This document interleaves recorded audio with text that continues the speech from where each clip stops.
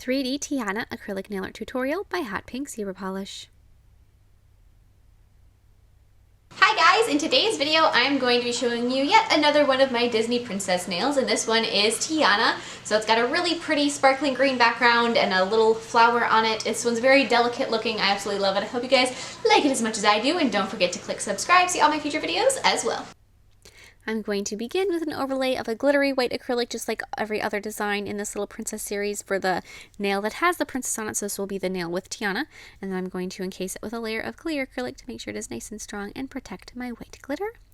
And then I'm going to be filing this into shape with my e-file, just going over it to make sure that I'm narrowing down the sides, making sure it doesn't have that thick, poofy appearance that acrylics are sometimes notorious for.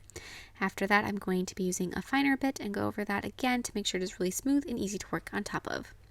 Basically like buffing it. And then with a medium brown acrylic, I'm going to start sculpting Tiana, and I began with her head, and then I added her neck and her shoulders. So there is her head, and with this design, as with any of my other princesses, I'm basically doing her bust, so just from shoulders up. And so just kind of balance that out on your nail for however much of her that you're planning on doing. Start with her head, because that's the most important part of any design, the face of the character.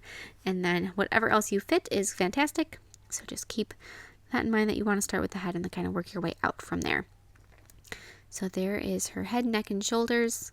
The green acrylic I used for her dress is a bit more sheer than I would prefer for this particular design, and so I made sure that I added her skin tone all the way down so that if anything showed through, it would be her skin tone and it would be even looking and not splotchy if I had just randomly stopped it. But then I'm going to be adding her hair with black acrylic on her head, and her head is tilted just a little bit, so you're going to see more of her hair on one side than the other. The side where it's going to be, you see more of the side of her head. So just continue that down the one side a little bit more, curving it around and up. Her hairstyle is actually kind of similar to Cinderella's, at least in this element of sculpting it. The shapes of it are very similar, a high bun. And then I'm going to be adding her ear, and then I'm going to take a glittery green acrylic and adding her dress and her little crown. So like I said, my green acrylic, because it's kind of like a jelly background with glitter in it, some color will show through. So make sure that you have, if yours is similar to mine, you have a nice background in it. But I would make sure that you use a glittery green, because Tiana's dress is definitely very glittery. And then add a splash of that green color in her hair.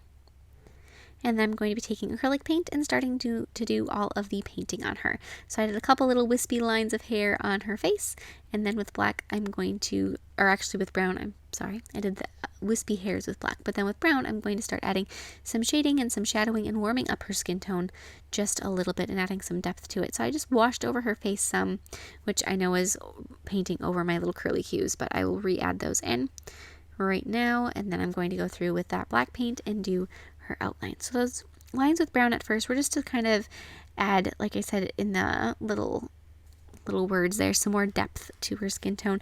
The color of acrylic I had wasn't quite right, so I was just color correcting it with some paint and adding the outlines on her dress and here and there and everywhere you need it. And after you're done with most of those, go ahead and start doing the outlines on her face.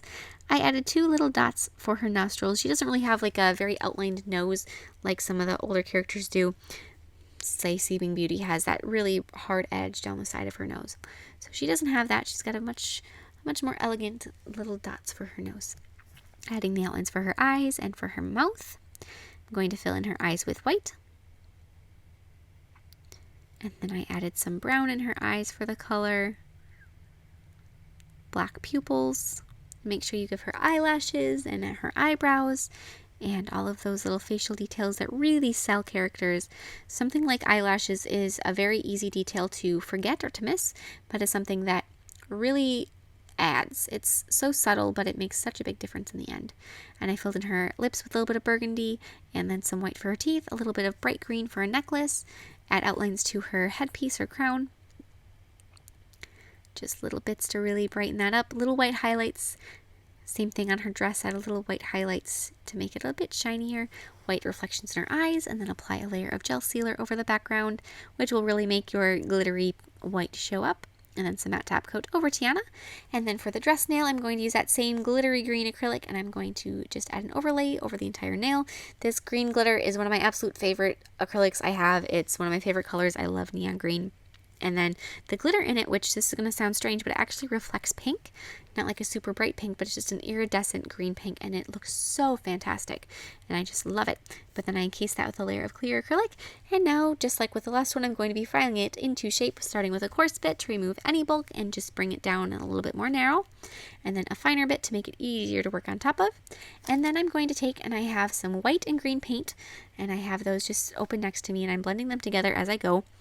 And I'm going to be painting a lotus flower off to the side, or coming off the side of the nail.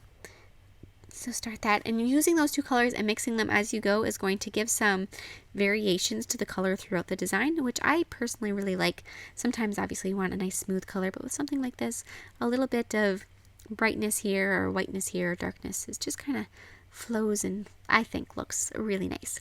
And then I darken the very center of the flower, and then using that darker green paint, I'm going to be adding the outlines around the petals and little lines, individual lines inside the middle of each petal, outlining the center of the flower. And then I'm going to take and add the stamen, just like so, little lines coming in towards the flower. And then little white highlights inside those lines. Really skinny little lines.